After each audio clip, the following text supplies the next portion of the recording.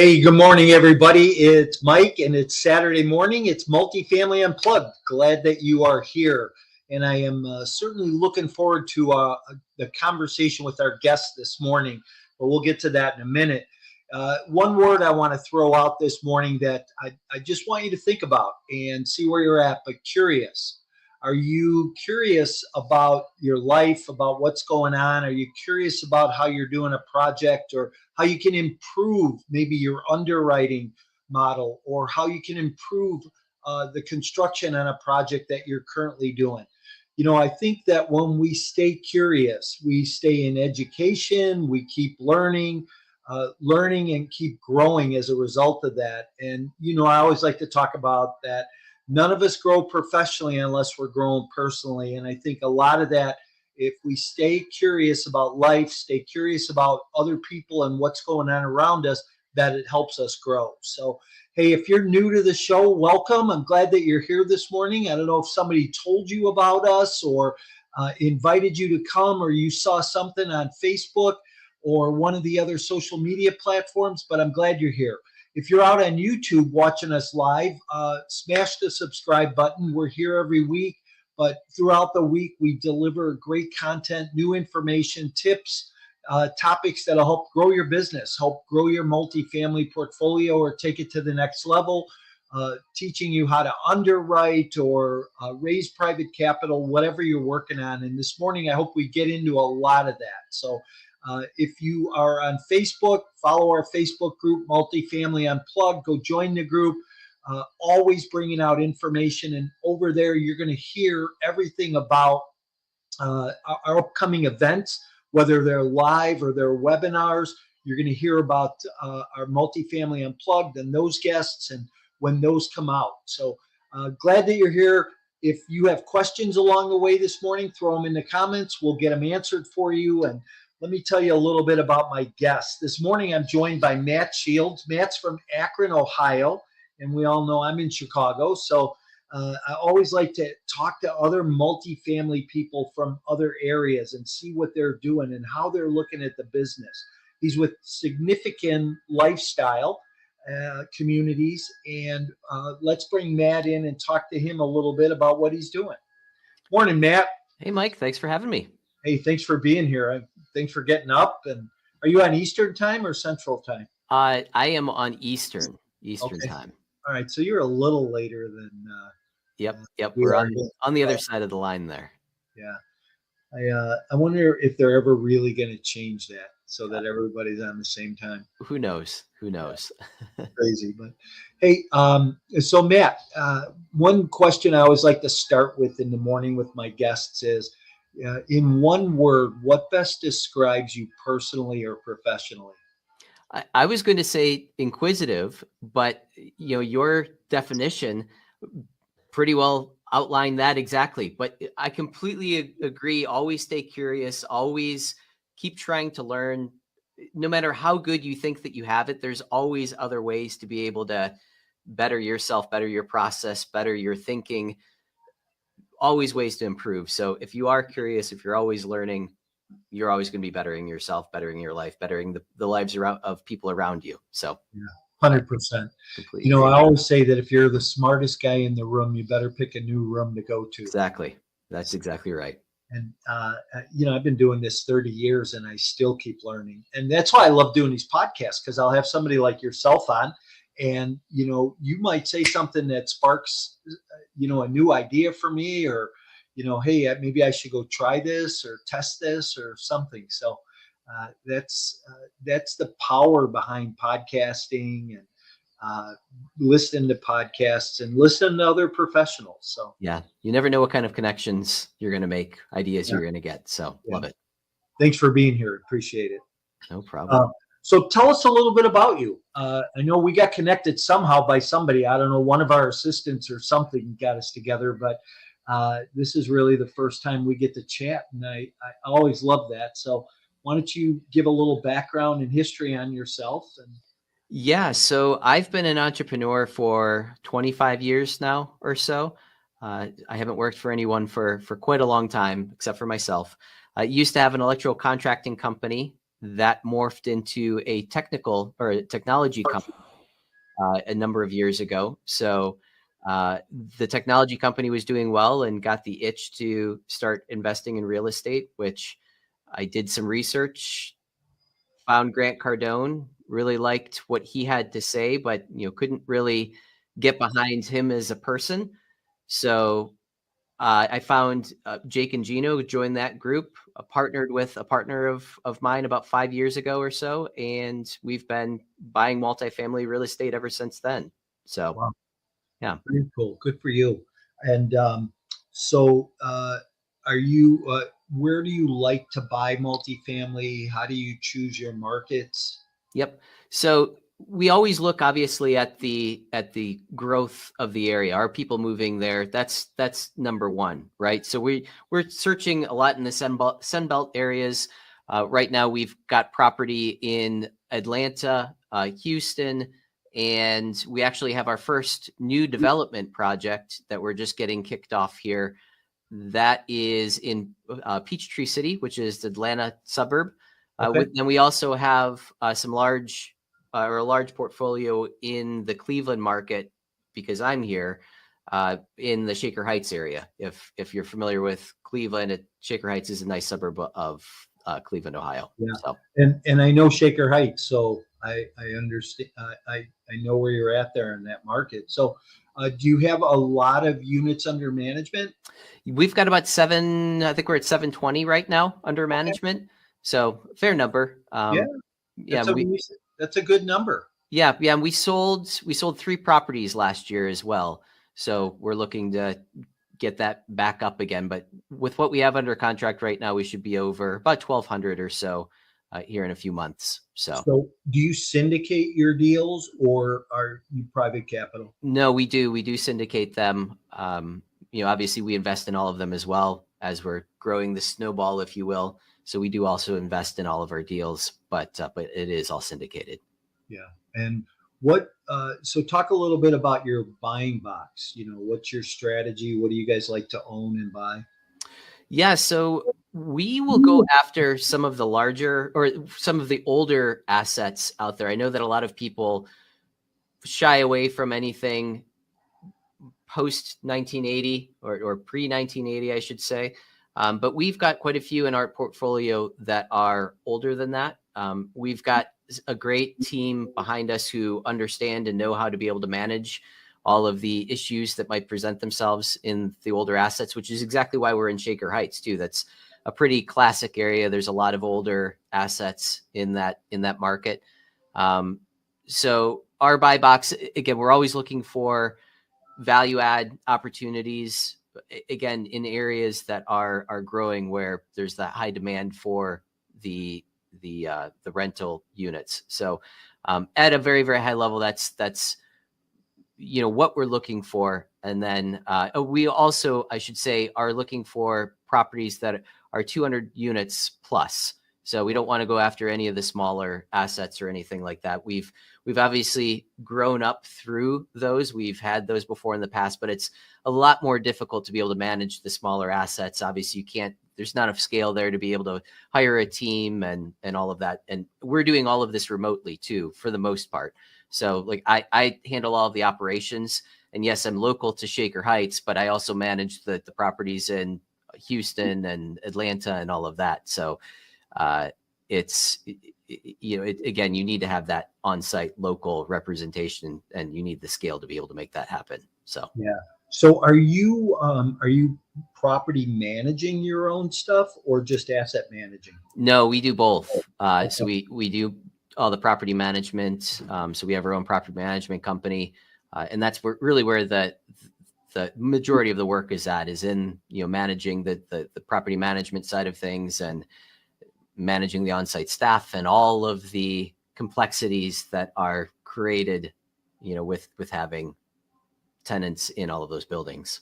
Yeah, I always say that's where the heavy lifting is, It right? really is. Yeah. And Yeah. I don't think the property management team people, on-site people, get enough credit, because they're worked pretty hard. It's Without a not doubt. an easy job. They're the key to renewals and whatnot. If they're not serving customers, not providing good customer service, you're not going to have a good renewal rate whatsoever. Right. So absolutely key in the entire process. So let's talk about product a little bit. So you go in, you buy these C-class deals, and they're older. They're 1960s, 1970 product. A lot of times, are you buying them from existing operators or from mom and pop operators? Who's your seller typically? I would say typically operators, other owner operators. We've done a few mom and pop type organizations where, again, maybe they've run it for 30, 40, 50 years in some cases. So we've done both, but for the majority of the time, we're always dealing with other owner operators. Yeah. And so what challenges are you seeing with that product class from a physical obsolescence as well as an operational obsolescence? What things are you seeing that maybe cause the most value, so you can go in, fix that, and it gives you more value? Yeah. So again, we look for specific assets in specific areas. So again, in Northeast Ohio, we specifically focus in on Shaker Heights. What we found in Shaker Heights is that there's many apartments in Shaker Heights, but they are all what we refer to as legacy. So they're all, vintage units. They're not updated at all. They haven't been painted. They're still using, whatever the yellow color was that everyone uses. Outdated kitchens. Some of the kitchens are still the metal cabinets and all of that. So when you do small things in that type of market, you stand out a lot because there's a lot of people that live in Shaker Heights and a lot of apartments available in Shaker Heights. But when your competition is all behind on the renovations, you don't need to do much to stand out. So obviously we go through and we paint everything. And we actually, one of the things that we do a little bit differently than what a lot of other companies do is we will allow the person who's moving into the apartment to choose the color of their accent wall, right? So we have a base color that gets painted throughout the apartment. And then the new member that's coming in gets to choose from a palette of, I think it's either 8 or 10 different colors, but they can choose from a palette to paint one wall, whatever color they want. And then they can choose other walls to paint for an additional cost if they want. But what we found is that slight tweak allows them to feel like they are like this is theirs. They have a little bit more ownership into this property. So we found that people take better care of the property when they participate in that type of decision. So, wow. So it works really, really well. A little bit more work on the CapEx side of things, or the operational team, depending if it's just a small turn. But we found that it's worth it in the long run. Yeah, that's an interesting idea. Here we go back to being inquisitive, right? Curious. Yep, and I'm thinking that might not be a bad idea to try in a couple locations to see if that works a little bit more with not necessarily quality of tenant, but the care that the tenant takes of that unit. So that's pretty neat. Good for you. Where did you come up with that idea? Are you ready to skyrocket your investment portfolio and leave a legacy?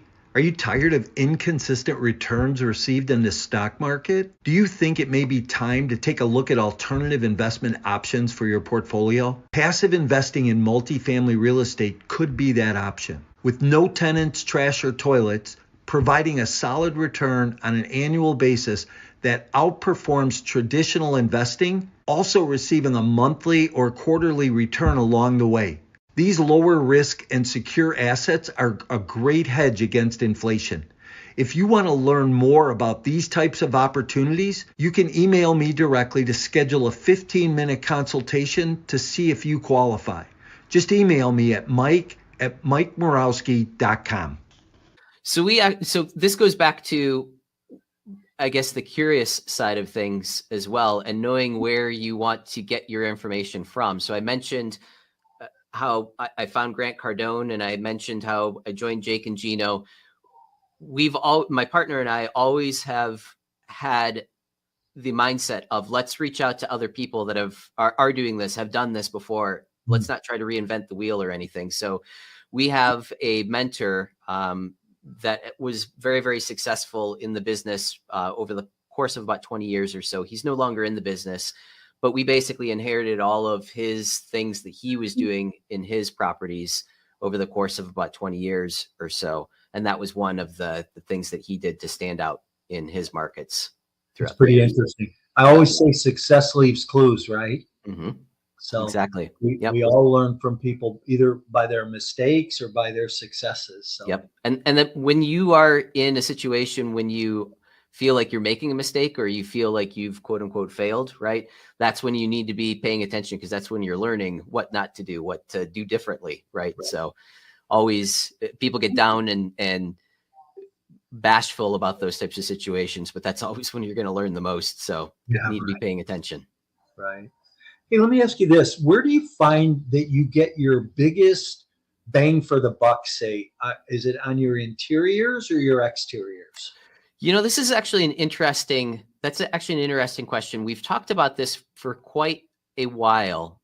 And I feel like in most markets, it's probably the exteriors, right? Mm-hmm. So I've talked a lot about the Shaker assets. In Shaker Heights, they're very, very restrictive on what you can do on the exterior. It's a very classic neighborhood. They don't want you to paint buildings or anything like that. So we can't have major changes to the curb appeal. We can do landscaping and all of that. But for the most part, it's pretty minute what you can do on the exterior. But we've had other assets that, like we have an asset in Riverdale, Georgia, which is another suburb of Atlanta. Fortunately, that one is literally right across the street from the elementary and middle school. So literally the entire city drives by that property every single day. But we painted the exteriors of that. It was really, really nice modern look. We put in some like modern wood looking facade, if you will. So just the contrast of painting the brick and having this modern wood look makes changes the property look completely. So we have walk-ins all the time there, literally 5-6 walk-ins every day, where we don't even do any marketing and we have a waiting list of people. So, we've seen this happen a number of times. When you do that curb appeal and you update that curb appeal, you do often have a lot more walk-in inquiries about that particular asset. Now, obviously, you can't have a nice looking outside and then just a dilapidated interior as well. So there is a level that you have to upkeep there. But from a pure traffic and ability to be able to get people in the door and get people excited about living there, it's all about first impressions and having that presentation that stands out, or again, just pops out to people because they might have been driving past that same building for years and years and never notice it. And you change something, now it all of a sudden pops out to them, and they'll come in and ask. So that little bit more than just beyond the banner that says under new ownership or new management, or. Yeah, I mean, we've done the banners too, and maybe you get a little bit of a bump from it, but in our experience, it hasn't really done all that terribly much. You need to, again, wake people up and make sure that they actually see that there's something different here, right? And that can be difficult to do. So it needs to be a major transition, in our opinion, that people know that there is something different here, and there is money being put into this, and this is someplace I should go and check out. And that's what we found. So, yeah. What's the pricing difference between your Peachtree property and your Shaker Heights properties, per square footage? So if you looked at your rents per square footage, what's your price difference, or is there one? There actually isn't one that is that terribly dramatic. I will say that the Atlanta properties are easier to rent. We have a longer waiting list of people down there, rather than in the Northeast Ohio area, right? In Northeast Ohio, basically all winter, not really many people will move, whereas down south, people will move more in the summer, but they will move all year long, right? So there's definite leasing seasons in the Northeast Ohio area. So, we're busy from basically May through, call it August, September, October a little bit, and then it basically dies off for the rest of the year. So That's interesting. Yeah, I'm finding that in that product class, pricing tends to be pretty close. yeah. It's depending, not too market dependent. Yeah. Have you ever heard of Apartment IQ by I have chance? not. No. No. So we just started using that, and it's a great product that they're tied into Yardi, they're tied into RealPage. So I think RealPage, we used to use something called, I think it was LRO, if I remember correctly. But basically, it ties into the various different property management softwares, and then we'll give you what they're leasing out these units. You'll know that this property has 15 2-bedrooms available, and this unit is whatever, $1,500 a month. This one's $1,200 a month. This one's $1,300 a month. And it gives you the average for the square foot too. So you know exactly what all your competition is doing. So it's a great way to be able to stay up to date as to market changes, right?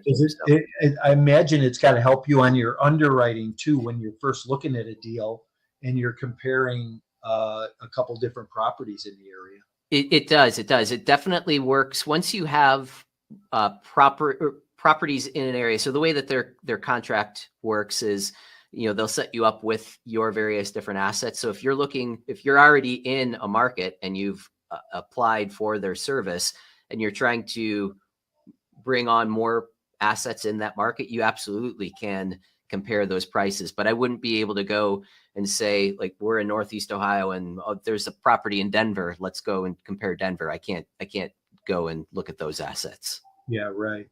So who puts out Apartment IQ? I mean, if you go, I think it's apartmentiq.io. I think that's, I'm not quite sure what the name of the company is. It's not affiliated with any of the other major companies or anything right now. I was wondering, like you mentioned Yardi, so I didn't know if it was part of Yardi. No. Okay. Yeah. I'll have to look into that. That's interesting. See? Two things. There you go. That's two learnings already. Love this game. So, what are you guys looking at right now? Like I said, we are actually going to put our hat in the ring to start doing some new construction. That's Peachtree City, where that's being built at. We have another opportunity in Houston that is very, very close to getting under contract. And then we also have another opportunity in Chattanooga that we're working on as well. So those are the things that are in the pipeline. Some things are a little bit closer than others, but those are, the next 2 or 3 projects that are probably going to happen. So what's your skill set on your team? Are you underwriting? Are you relations? What's your skill set? Yeah, so I am more on the operations side. Again, I've run companies for 25 years or so.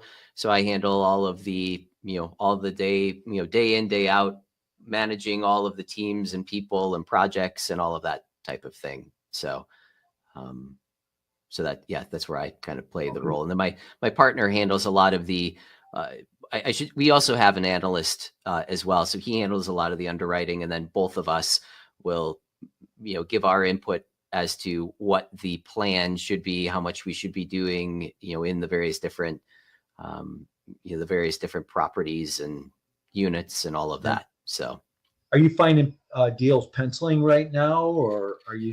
It can be tough. What we're starting to see, and I would say that over the course of the last maybe 2 months or so, we've started to see a lot more opportunities from, people that are in positions where they need to sell, they need to get out of the asset. So those ones, when there's that level of urgency, it's a little bit easier to be able to make them pencil out to there's a little bit more flexibility where people aren't sticking their flag in the sand and saying, nope, I need this much money in order to be able to make this deal work. So I actually just walked a property yesterday that, there's some turmoil and whatnot going on there. So we'll see how that works out. Yeah, interesting. Is that in one of those markets like Knoxville or? What I just walked yesterday was actually another Shaker Heights Okay. portfolio. So yeah. So a bigger amount of product. We'll say it's not necessarily bigger than what we already have there, but it's to add to what we already have. So, we've got the property management team, we've got all the tools there. So we're looking to be able to expand. That's what we always do is we'll get into an area and then it just makes sense to try to find other assets in that area to be able to expand on the assets, tools, things that you already have in the area. Yeah. So I find that interesting. It's kind of funny because I had underwritten, my analyst and I had underwritten, no kidding, 90 deals between June and January, about $1 billion in assets. And they were all like B-class assets, right? 1985 and newer. And, 10 LOIs, 7 times to the final round, 3 times to the best of the best, and walked from deals for $300,000 to $500,000 just because it didn't make sense anymore. Yeah. Yep. And I'm seeing some of those deals come back on the market. Some of those deals that got bought at the higher price with people are still trying to raise capital on those deals. Yeah. So it's interesting when you're doing a lot of underwriting how you can kind of watch the trend and see things happening. But here's what happened, right? Somebody brings us a deal in Tulsa, Oklahoma. And I go, Tulsa, what's going on in Tulsa? And I started to look at the market and I said, and I probably shouldn't be saying this live because now you're going to get all the, all the meat. Yep. Smart money going there, right? Yep. But, now people are looking at Tulsa and I'm looking at, you got aerodynamics, transportation, medical, education, all kinds of other things going on. If you're a golfer, they just had a pro-am there in town. So, Tulsa's on the map.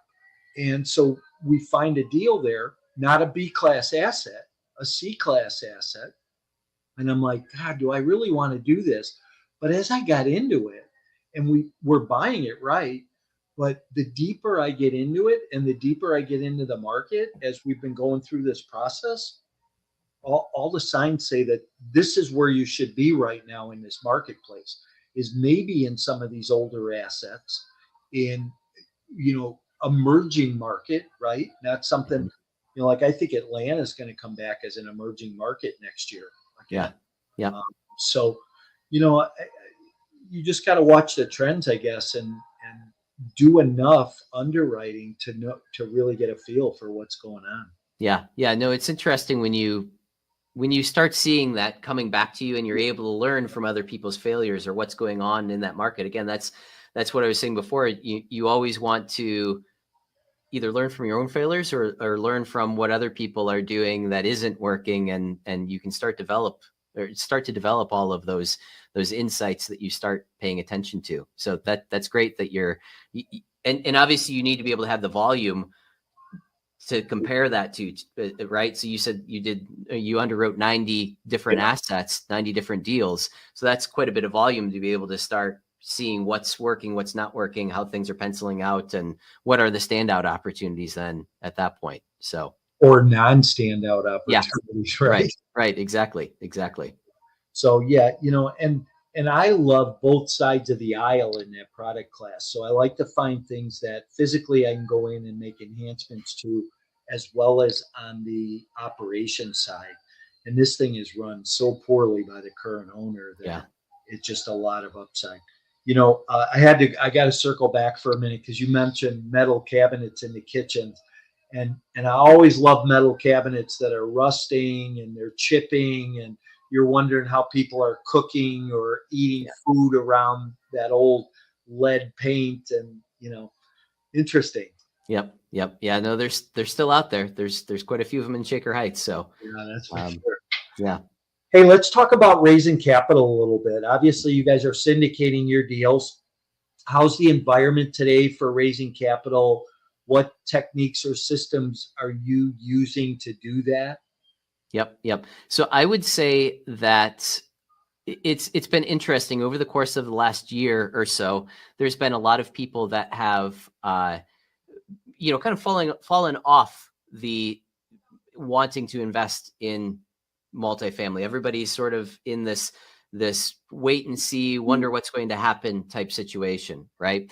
So we have had quite a, I don't want to say turn, because the investors are still there, but we have had quite a few people that have said, no, we're going to wait and see what happens. But there are our core investors, and we're obviously looking for more, that are looking at this as an opportunity. This time, again, we're starting to see these different assets popping up that are have various hair with them or issues with them that they're trying to get past, right? They're trying to get over that and create a profit, if you will, or get out of an asset. So we're starting to capitalize on some of those types of things. So with that, the current investor base is telling other investors, or are telling other investors, that we have these opportunities that are coming up. So I feel like this is still something that goes back to the deal flow. If you have the right type of deal and you have enough investors, and you advertise that to the investors, those investors obviously want that deal to happen. So if we don't have enough, we always, one of the strategies that we like to use is, hey, who else should we be talking to? Do you know anyone else that would be interested in this asset, in this area? And pretty well every time, yeah, you got to go meet Joe, right? I'll introduce you. So we're kind of using our investor base to be able to bring in additional investors into the deals as well, because again, if the deal goes forward, then everybody wins from it. And then, more on the technical side of things, we use LinkedIn and a bunch of different advertising campaigns and whatnot to be able to attract people into our various different opportunities as well. So that whole system there's all kinds of different tools and everything that are used in there. So I don't even know what all of them are. I didn't set any of that up, but there's quite a system that's set up on that side of things. Yeah. So, and I will also say too, one of the main things that we found is that focusing in on a specific type of person, so that insert whatever name you want, right? So this could be focusing in on doctors or dentists, or what we always do is we'll go back to our backgrounds, right? So for me, I've always been an entrepreneur. So I try to attract other business owners, other people that are, out there making things happen themselves. My partner has a background in IT sales. So he specifically focuses on IT salespeople. That industry, that language. So being able to attract those types of people are, much, much easier when you're able to do that. So yeah. I agree with that 100%. What's funny is I was at a conference a couple of weeks ago out in Vegas, and they had a panel of doctors. And one of the guys said pretty much what you just said. He said, when I first got my hands in multifamily, he goes, I started calling every doctor in Canada. He was from Canada. And he said, before I knew it, there were no more doctors in Canada I could call. So then I started calling doctors in the US. And he's built this database, which I think in our business is so critically important for raising capital, is you have to build a good, solid database of individuals that invest with you, refer you to others, and that's how you build that business. So you're definitely saying the same thing, really. What is your typical investor look for return wise today in a deal? So your limited partner. Yep. So we will, our deals, we're normally, call it 12 to 15% IRR is normally what we're putting together. And the investors that we're attracting are good with that. So I would say that that's what most people are looking for, at least in our network. With everything that we show them that we've done, everyone feels comfortable with that. What we found is we've come across different opportunities that pencil out where we can make more, and this is what normally ends up happening. There'll be a better return there. But we'd rather under promise and over deliver rather than promise the 20% return and then only be able to do 17, which is still great, but we don't want to necessarily over promise and under deliver. So each deal pencils out a little bit differently, but 12 to 15% is about where we're at. Where do you think you're most conservative today in your underwriting? Is it are you buying them right, or is your rent growth? Where are you being most conservative? Most conservative meaning underestimating the potential as much as we can. I would say probably the rent targets.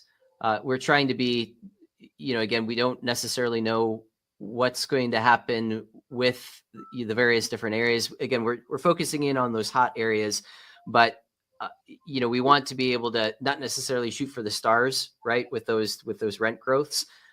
So we are going just over what the average is today. We feel that they're still going to be, inching up, but we have also seen in some markets where those rents have decreased as well. So I would say on the, those rent targets, we're not trying to push them like what we were a few years ago. Yeah. Interesting. Good for you. So what's the long-term vision for you? Oh man. So this is actually interesting. So we also belong, and again, this gets back to surround yourself with people that are doing well. We actually belong to a group called DLP Capital. And actually I just got back in from an event of theirs Tuesday night. But anyway, part of that process is we fill out what's called a compass, right? And on this compass, it outlines everything that we're striving for, your mission statements, your BHAG, where we want to be in 3 years, 5 years, 10 years, 20 years. We want to tackle this, accomplish this. So one of the targets that we want to be able to, one of my personal targets that I want to be able to impact is we've set a goal to eradicate dog euthanasia. So I love dogs, huge dog lover. And that's a cause near and dear to my heart. And what I've done is I've talked to other multifamily real estate investors as well. And we've actually found a few other people that are interested in this as well. So we're still exploring what exactly that looks like. What are all the issues? How do the dogs get into this situation? Healthcare, all of that stuff. And then adoption, we got into this because we realized we've got all of these homes that, we want to have people to have pets in there because it's also good for business because we charge a pet fee, right? So why not help get the dogs from wherever they're at into some of our homes where they can, where they can live great lives. So from a long-term goal perspective, that's one of the goals that we have, but we've got that all planned out as well, where we know, again, in order to be able to achieve this, we've got to break that down into the 2, 3, 5-year goals. And then we can tell whether or not we're on target, we're off target, all of that. So, yeah, interesting. Good for you. That's pretty cool. I don't know that I've ever heard somebody kind of outside the box like that talk about, being supportive of dogs. Yeah. So yeah. Or animals in any capacity. Yeah. So, I mean, the way that we look at this is, and this is the way that really any business is, right?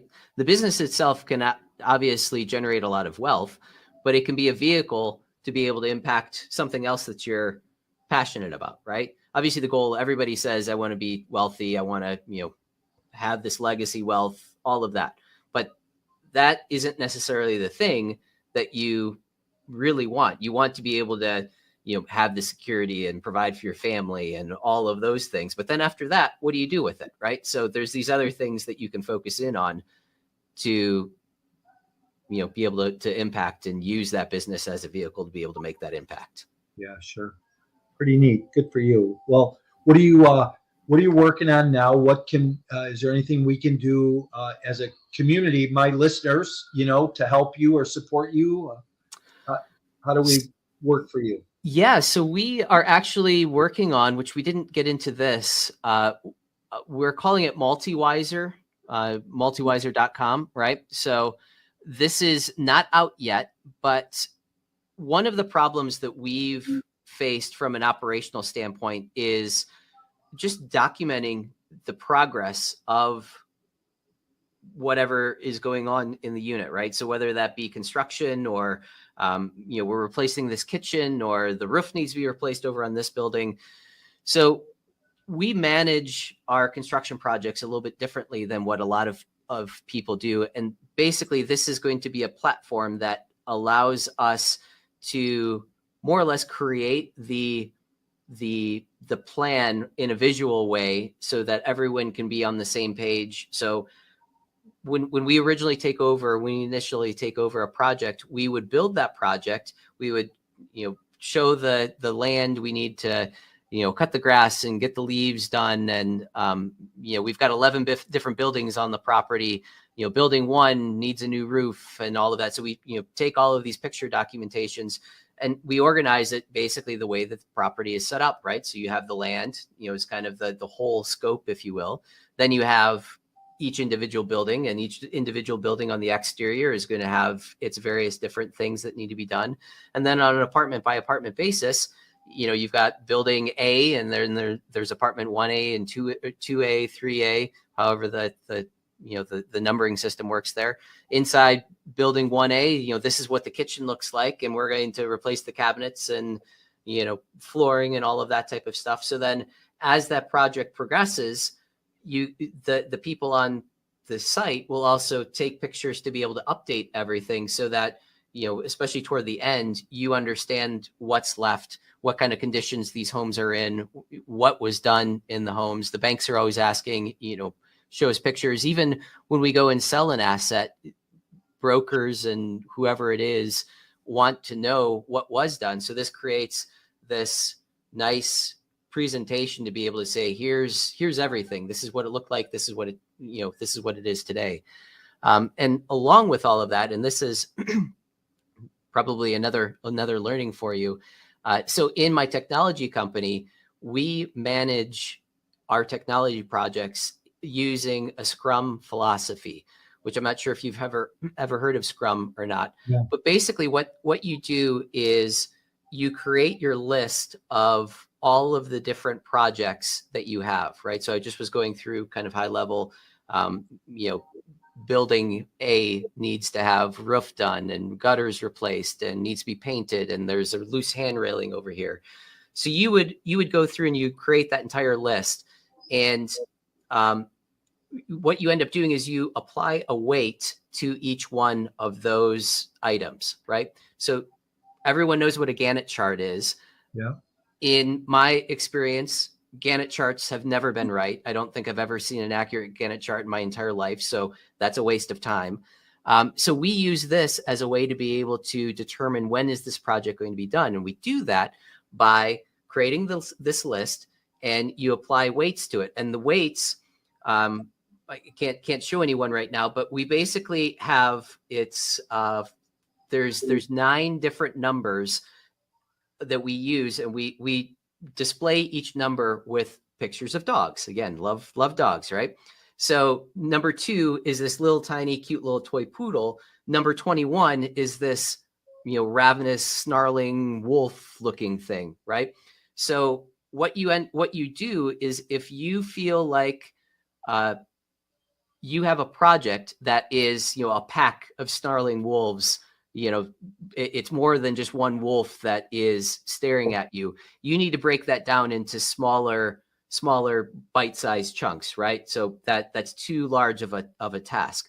So you go through, create all of this list, you apply the weights to everything, and let's just say that you've got 10,000 points. You add them all up, you got 10,000 points at the end.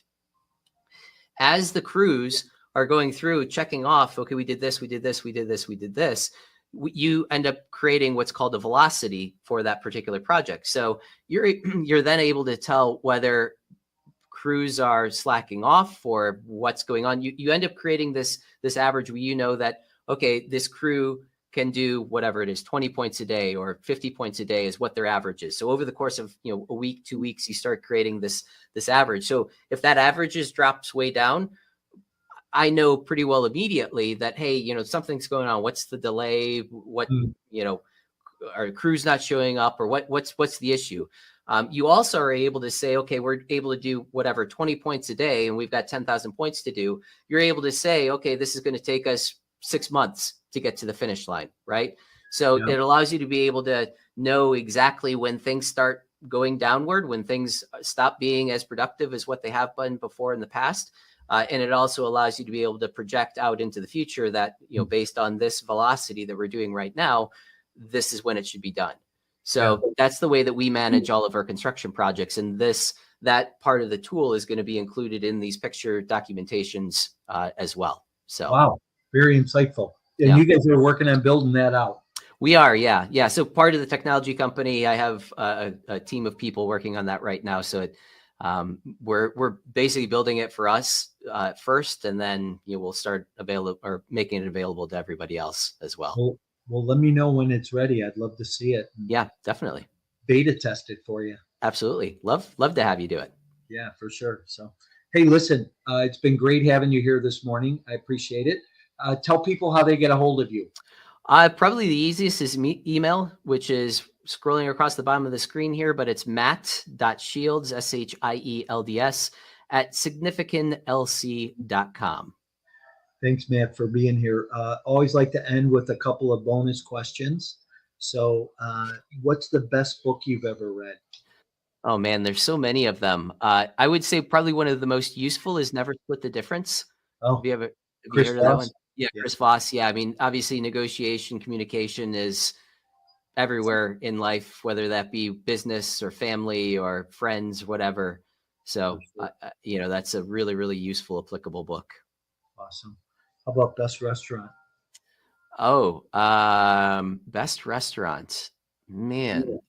So I'm in Shaker Heights. There's one called Red. There's a steakhouse called Red, which I believe they might have just won one of the more global awards just recently. So very, very good steakhouse. So nice. Red. So if I ever get to Cleveland, I'll have to look me up. I'll take you to Red. I'm actually going to be in Cleveland in June.